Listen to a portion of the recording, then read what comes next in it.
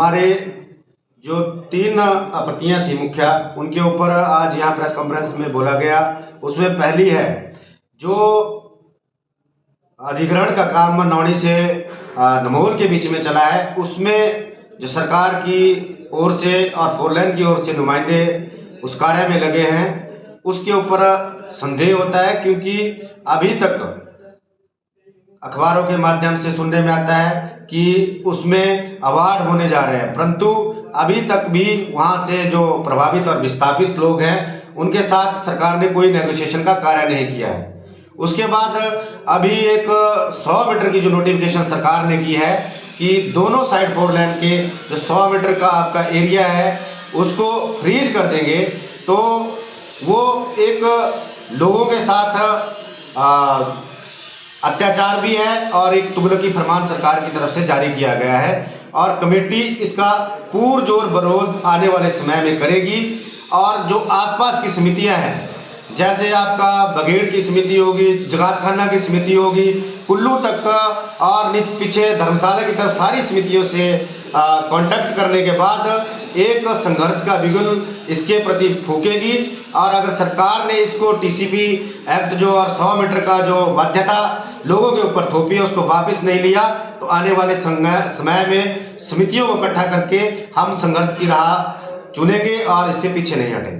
हमारी जो लैंड है वो 4 लेन के दोनों साइड है। हमारी जो वहाँ पे जगह गई है सारी, वो 4 लेन के बीचों बीच में है। हमारे दोनों साइड हमारी जगह है। तो मैंने पिछले 3-4 महीने से वहाँ पे अपना मकान का काम भी लगाया हुआ है। तो अभी जो 100 मीटर वाली नोटिफिकेशन हमारी गवर्नमेंट ने दी है, कांग्रेस सरकार ने, तो हमें ये बताया कि जो हमने 3-4 महीने से काम लगाया हुआ है, अब हम उसका क्या करें। हमारे पास और कोई चारा नहीं है, रोजगार नहीं है, हम तो खेती बाड़ी भी करते हैं। हमारी जगह तो 15 बीघे तो हमारी 4 लेन में चलेगी। अब थोड़ी बहुत बची है, अगर हम उसमें अपना हम कुछ रोजगार के लिए हम कुछ काम नहीं करेंगे तो और हम कहाँ जाएंगे। तो मेरी सरकार से ये गुजारिश है कि अभी आप जो इनकी जो नोटिफिकेशन आई है वो आई है अभी 28 जून से, और हमारे काम चले हैं 3-4 महीने से काम चल रहा है। तो हमें सरकार ये बताए कि जो हमारे काम चले हैं, हमारे इतना पैसा भी लगाया है, मेहनत भी है हमारी, हम खेती मजदूरी करके हम थोड़ा बहुत कर रहे हैं, तो हम किसके पास जाए, हम क्या करें। तो सरकार को ये सोचना चाहिए कि जिन्होंने इतना कुछ किया है, हमने अपनी ज़मीनें तक दी हैं 4 लेन में, तो हमें उसका भी दुख है। हमें ना हमारी कोई सुन रहा है, ना सरकार सुन रही है, ना प्रशासन सुन रहा है। तो हमें इसके बारे में थोड़ा सा ज्ञान दे, और हमारी सरकार जो अब 4 लेन में स्थापित है उनके बारे में भी पहले सोचे, उसके बाद ये सारे निर्णय लें। आज जो दक्षेच ग्राम में 4 लेन स्थापित लोगों की जो बैठक हुई, उसमें मुख्य बातों पर चर्चा की गई, जिसमें कंपनसेशन की बात आई।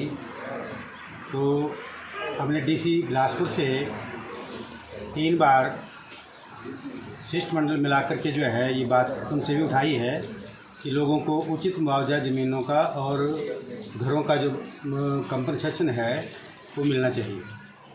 इस पर चर्चा हुई, और अब रिसेंटली जो सरकार ने एक नोटिफिकेशन निकाली है कि 4 लेन के एज से दोनों तरफ 100 मीटर तक जो एरिया है वो सारा फ्रीज कर दिया है, उसमें कोई नई कंस्ट्रक्शन नहीं हो सकती।